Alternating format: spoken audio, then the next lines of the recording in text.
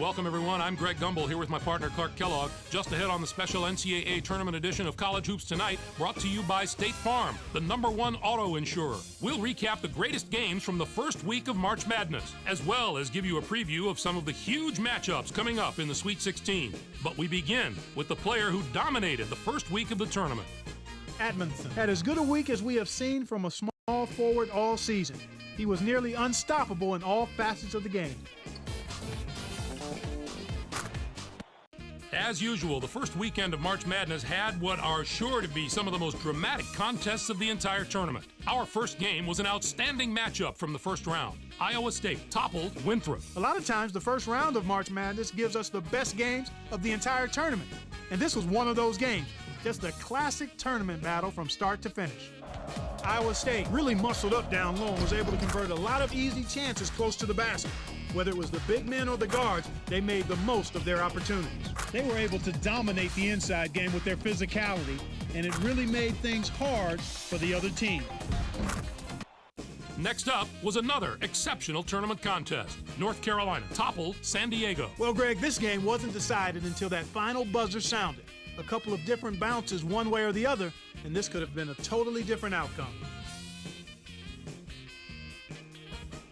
Jay had the hot hand on the winning side. His 20 points led all scorers. Watching him basically put his teammates on his back and single-handedly carry them to the victory in a big game situation like this was stupendous. This isn't a preseason tournament, Greg. This is the big dance. He stepped up in a way that few players can in this kind of spotlight. And for that, we should give him a big imaginary high five. Now let's turn our attention to a few of the huge battles upcoming this week in the Sweet 16. We're really getting into the meat of March Madness now. I'm looking forward to this game just like everybody else. This matchup has the possibility of becoming quite a little rivalry because these teams match up so well against each other, and it's always a heated atmosphere when they're on the court together.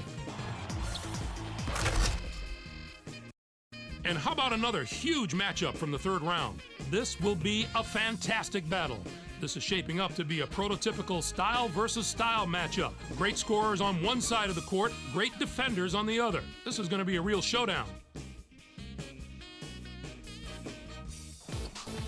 Kentucky would be my pick here. They're so strong on the inside that I believe they'll be just too tough to match up with. It would really surprise me if that talent discrepancy on the inside doesn't tell the tale of this game. That's our show, everyone. For all of us here at the 2K Sports Studios, thanks for watching. Enjoy the tournament. We'll see you next week on College Hoops Tonight, brought to you by State Farm, the #1 auto insurer. Yes, sir. It's your boy, RegDolla. Welcome back to the College Hoops 2K23 Goated Legacy Series. We're in the second weekend of the NCAA tournament. So I hope y'all enjoyed that College Hoops Tonight. You know, they did their thing with it. You know, give us a little shout out to them. Previews of the week, the matchup of the week. We got Houston versus UCLA. I'm excited to see that one. Cal versus Tennessee. This is the Midwest bracket right here. And then looking at the South region, we got Duke versus University of Louisiana Lafayette. Texas versus Arizona State. And then take it to the top where we got the #1 overall seed, Georgetown going up against Virginia Tech and Nevada and North Carolina. Then in the West region, Florida versus San Diego State and Kentucky versus Oklahoma State. So we got some pretty good games in the Sweet 16. I'm ready to get that going. Hit the like button, hit the subscribe button, and let's get into it. Let's get into it. Before we do that, actually though, we about to check out the NIT. Let's see what's going on over there. Let's see what's going on over there. Georgia Tech ended up being Texas Tech. It's tough. Michigan doing their thing. St. Peter's ain't have no Cinderella run over here. Michigan should really win this. They should have been in the tournament. Illinois out here losing to Old Dominion is bad. NC State in the Final Four. St. John's in the Elite Eight of this. Auburn is also in the Final Four, being Michigan State. All right. Okay. I ain't much to check out other than that. So let's get into the action, the real action. First game we got is Kentucky versus Oklahoma State. Oklahoma State got a chance in this game. I'm not gonna lie, but I'm rocking with Kentucky. Hopefully they stay out of foul trouble and the Davises come to play. And to start off the game, 12-6 early lead for Oklahoma State. Kentucky comes back to tie the game up. Clay Hooper has 10 points, leading the way for Kentucky.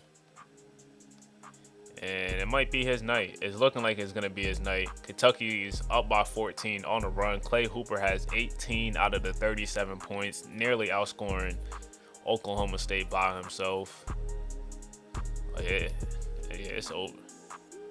Oh my God, another monster performance by this Kentucky squad. 21, 6, and 11 for Carlton Davis, 25 for Mo, 21 for Deion Jones, 27 for Clay Hooper. We never seen something like this. We have never seen something like this. The way they're able to put points on the board, this Kentucky team, when they're firing on all cylinders offensively, is really virtually impossible to stop, because there's not too many teams that's capable of putting this many points up on the board. And they're the first team to punch their way into the Elite Eight. And now we got the matchup of the Sweet 16, Houston versus UCLA. I'm still mad Houston is missing their leading scorer, my boy Derek Murray. Hopefully he gets well soon. I doubt he's going to be able to make it back in the tournament, but let's get this underway. We got Mac versus Mac, Troy Mac versus Jabari Mac. And Dustin Williams is matching up against Troy Mack at the power forward spot, so we'll see how that goes. Houston is one of the better defensive teams, and they're showing it right now.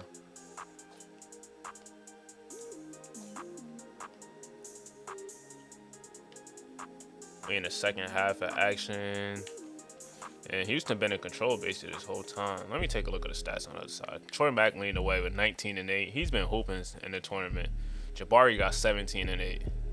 Dustin Williams only got 2 points, 1 6 from the field, but that's the rim protection. It's hard to finish over Troy Mack and Khalif Kingston. That's the big problem. And that's why I really got Houston winning it all. They holding their opponent to, what are they shooting? Ended up shooting a little under 40% from the field and ended up getting a W. Houston is moving on to the Elite Eight. Troy Mack with 23 points and 15 rebounds, 3 assists and 3 blocks, 20 points and 9 rebounds for Khalif Kingston. And UCLA is out of here. 17, 9 and 5 for Jabari, 18, 8 and 4 for Galil Goodrich. They just weren't able to get the stops that they needed. And Houston ended up shooting 45% from 3. That was definitely big in them winning this game. And take a look at the other side of the bracket. Nevada ended up upsetting UNC, so let's go. Let's go. Get them out of here. Get them out of here, man. Get UNC bum ass out of here. They out of the tournament. Matt Adams had 13 and 6. Dustin Day had 16. Shane Baker had 22. But it wasn't enough to beat Nevada. They can't beat Nevada. Florida ended up beating San Diego State too by 5 points.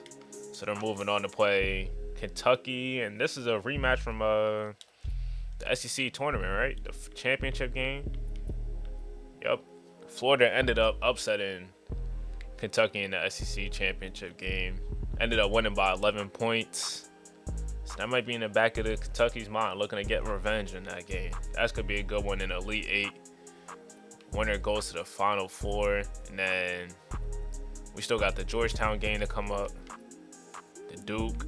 All right, so we got about like 3 more games. Cal also ended up beating Tennessee too. Jalen Miller had 24. But ended up Cal outscoring them 45-31 in the second half.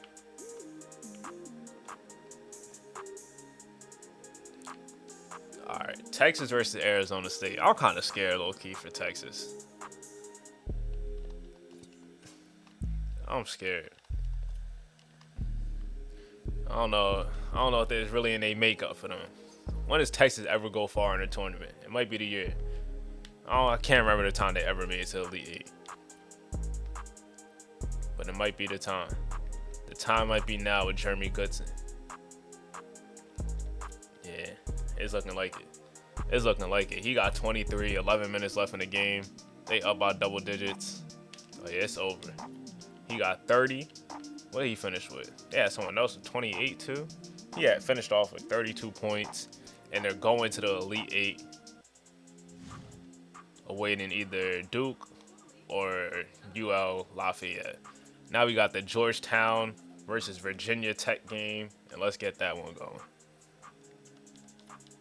I feel like we haven't seen some crazy, stupid, monster Rich Mack game, but they just been coasting, really. And Rich Mack, he's been in foul trouble a little bit, but, a little comeback. He got 11 in the game. Not really going crazy. But I expect that to change. And this is a 6-point game. Rich Mack got 19 and 7. Whatever they small forward is, got whatever Andrews got 22 and 7 as well. So he's been getting contributions. Georgetown, they power forward before was hooping the other day. Oh, he got 16 today. So yeah, it's over. It is over, ladies and gentlemen. Georgetown is going to the Elite Eight, 34, 14, and 4 blocks. That monster game came from Rich Mack, 12 of 15 shooting. Unguardable. Unguardable. And number 1 team. Now we got Duke versus UL Lafayette.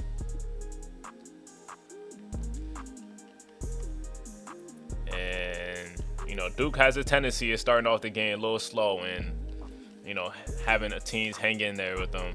But the run is coming. The run is coming. All these damn timeouts is coming. That's what it really is. All right, they up by 15. Time to hit that sim. And they ended up winning by 15. And they're going to the Elite Eight. 12 points, 13 rebounds, and 8 assists for Reggie Mack. He shot 4 of 14. Primo Parker had 14. Jay Anthony had 9 and 7. They not doing anything too crazy, but they winning the games. They taking care of business in an Elite Eight, going up against Texas. And this is a rematch from early on in the season in the Legends Classic. Didn't somebody get injured that game? We might have to go back and check. I forgot what happened to that. Versus... That's a previous tournament, so I could find that. Legends Classic. Where that though? All right, there we go. All right, so Duke only ended up winning by 3 early on in the season, so both teams look completely different, and Jay Anthony wasn't playing at all. Jeremy Goodson was 3 of 17, had one of his worst games. Due to, shout out to my guy Primo Parker, having him in a jail cell. And Ross Ingram also had 21 as well. So they're different teams now than what they was in November. Gonna be matching up. So we got a rematch of that. Another rematch, Kentucky versus Florida. It's about to be a massacre. It's about to be a massacre in this Elite Eight game. Georgetown versus Nevada. And then Houston versus Cal. So my Final Four prediction is looking like it might be right. Georgetown, we got Kentucky, Houston, and Duke. Come on, bro. Tell me I'm not him with the predictions. All right, it's Elite Eight time. Winner goes to the Final Four. Houston versus Cal. Who's gonna punch their ticket? Who's gonna punch their ticket to the Final Four? Dang, I wish I could play games in the Final Four. College hoops want to be a hoe, though. It's alright, though. At least we able to still play this in Summit. Houston up by 12. Can they make a run and pull away? Who's on this Cal team that they made it this far? It's over for them, though. It's over. Get them out of here. Oh my God! They almost came back and won. 17 and 14 for Khalif Kingston. Also had 2 blocks. Troy Mack had 19 and 11. And then moving on to the Final Four. Damn, I already know. I just want to check it again. My guy, Derek Murray. I know there's no shot that he comes back. Because it said it was like 22 days. So that's like 3 weeks. 9 days. So is there a possibility? It might be he might come back literally on the championship game. 1, 2, 3, 4, 5, 6, 7, 8, 9. But would it be after 9 days or like on the 9th day that he's back? Or would it be 8 days after I send this? So there's a slight chance that Derek Murray might come back if Houston makes it to the championship. Now the next one. Kentucky versus Florida. The revenge game. 2 SEC teams going at it. Rematch of the championship game of the SEC tournament. I forgot it's not 2K. And I can't go back. Alright, it's time. Let's get into it. Let's see what the Davises is all about.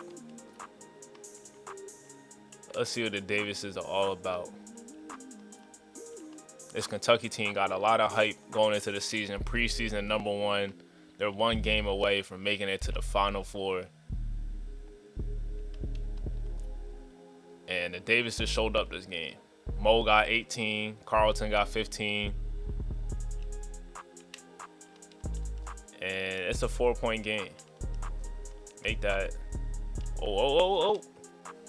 Don't look now. Florida has the lead with 7 minutes left.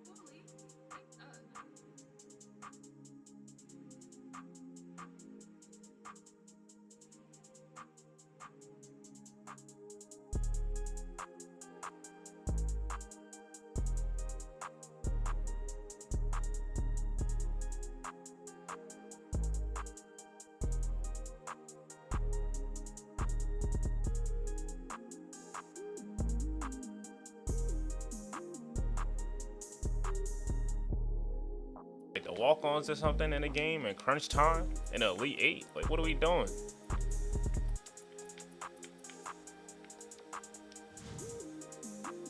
They up by 2.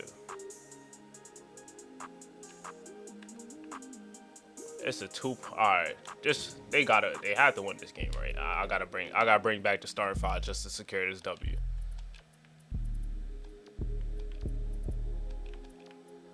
Corey Cousins fouled out. All right, that's fine. Like, honestly, I hope, like, I'm ready. Don't do anything dumb. Don't do anything dumb. All right, they ended up hitting a 3 at the end of the game, and Kentucky is going to the Final Four. 25 points for Mo Davis, 19 points and 8 assists for Carlton. And now we got 2 more games. Texas and Duke. Oh, Texas has more points than Duke per game. I'm kind of surprised on that. Looking at this matchup, coaching 100, overall 97. Chris Beard versus John Shire. Let's get it. 2 more teams left to punch their ticket, and it's Georgetown's turn. Going up against Nevada. Nevada got no chance against Rich Mac. They got no shot. Yeah. You can see it right now. They already starting to pull away. And I think it's time to sim. I don't even care if they up by 9. It's over. Oh, they ended up winning by only winning by 9. But 25-12 for Rich Mac. Also 3 blocks to go along with that. And they're going to the Final Four. Georgetown is back in the Final Four. Probably since the damn 80s. I don't know if they made it in the 90s. Maybe it would have. Nah, it wasn't the early 90s because Duke would have probably played them. Yeah, I don't know. When is the last time Georgetown made it? But it wasn't in the last damn 20 years. Now we got Duke and Texas. Let's go. The Brotherhood. It's time. It's time. Punch that ticket. Oh, I don't like this start. I don't like this bad start at all by Duke. Hope they go on this run. They better go on this damn run. Reggie Mack is in foul trouble. Oh, Lord. All right, now we in the second half. They up by 5. Up by 8. All right, that's all I don't like to see. You know, creating some space. Up by 13. Starting to pull away. Jay Anthony got a double-double. And Duke is going to the Final Four. 18 points, 9 rebounds, and 12 assists for Jay Anthony and 3 steals, holding it down when Reggie Mack was in foul trouble in the first half. 11 points for Reggie Mack, 4 rebounds and 5 assists. Primo Parker has 16 and 6, and 27 and 10. Montez Hendricks also stepping up very big for this Blue Devil squad. This team got a squad. They got a squad. And Jeremy Goodson, he must have been in foul trouble too. Had 11 points, only was 2 of 5 from the field. Had another down game against this Blue Devil squad. And now we got Duke versus Houston and Georgetown versus Kentucky. This is about to be a great Final Four, and that's going to be in the next episode. Is there what's it called? College hoops today? All right, yeah, we about to play that right now. So let's get into that.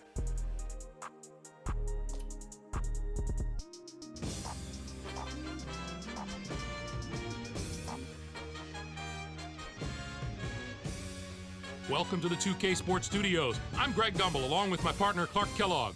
Coming up on the NCAA Tournament Edition of College Hoops Tonight, brought to you by State Farm, the #1 auto insurer. We'll recap some of the terrific games from the Sweet 16 and Elite 8, as well as preview the great matchups that make up the Final Four. But we begin with the player who gave a virtuoso performance in the second week of the tournament. Mack drove the bus for his team right into the Final Four. When a player on a #1 seed can go into the final weekend of the tournament on the incredible roll that he's on, watch out. I'd be shortchanging his performance if I put a finger on any one aspect of this young man's performance this week, because he did so many things well. I'd have to say this is one of the great all-around performances of the year. There truly wasn't anything he didn't do this week at either end of the court. Clark, the past weekend provided some incredible drama, so let's take a look at some of the most exciting contests from the Sweet 16 and Elite 8. Our first game was an outstanding matchup from the Elite 8. Duke outdid Texas. The Duke Blue Devils were intensely focused coming into this game, and their preparation was outstanding. They looked like they were ready for anything, Greg, kind of like you are when we come into the studio. Duke really muscled up down low and was able to convert a lot of easy chances close to the basket. Whether it was the big men or the guards, they made the most of their opportunities. They were able to dominate the inside game with their physicality, and it really made things hard for the other team.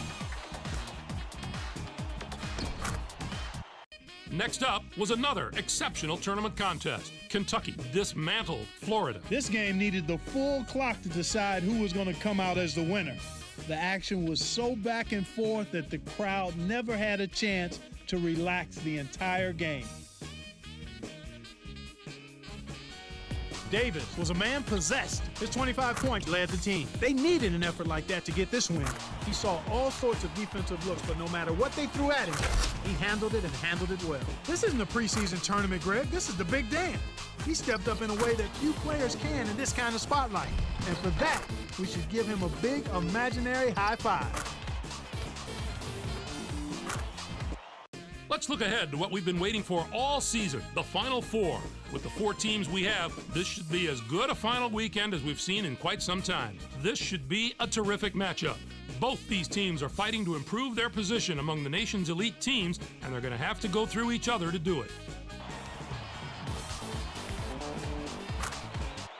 And the other Final Four contest should be just as riveting. This is the way this half of the bracket was supposed to shake out, with a pairing of 2 number 1 seeds in the Final Four. Both looked extremely strong coming through their regional, Clark. Duke plays a brand of defense that should make the difference in this game. They are a tough team to score against. And if you don't squeeze the orange, they'll take it. I think they'll be in top form for this contest. That'll do it for us here in the studio. For my partner, Clark Kellogg, I'm Greg Gumbel. Thanks for watching College Hoops Tonight, brought to you by State Farm, the #1 auto insurer. Enjoy the Final Four.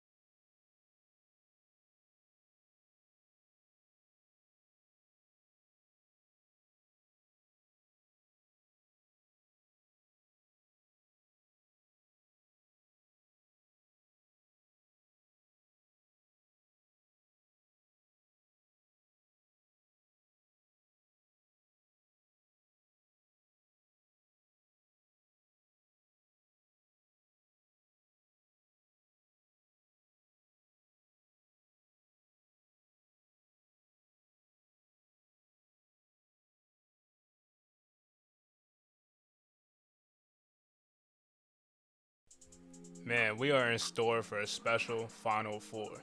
The top prospects competing on the biggest stage, the bright lights, top programs such as the Duke and Kentucky's, and then we got Georgetown and Houston bringing back to relevancy. It's about to be a special one. Georgetown versus Kentucky is about to be a big time game because those are the only 2 teams that was ranked #1. Then on the other side, Duke versus Houston. Those teams are just as good. All 4 teams really capable of winning a national championship. I'm excited to see the prospects take stage and show what they're made of. These are what legends are made. It's not called a GOATed Legacy Series for no reason, and I can't wait to see who's going to leave their mark on this game.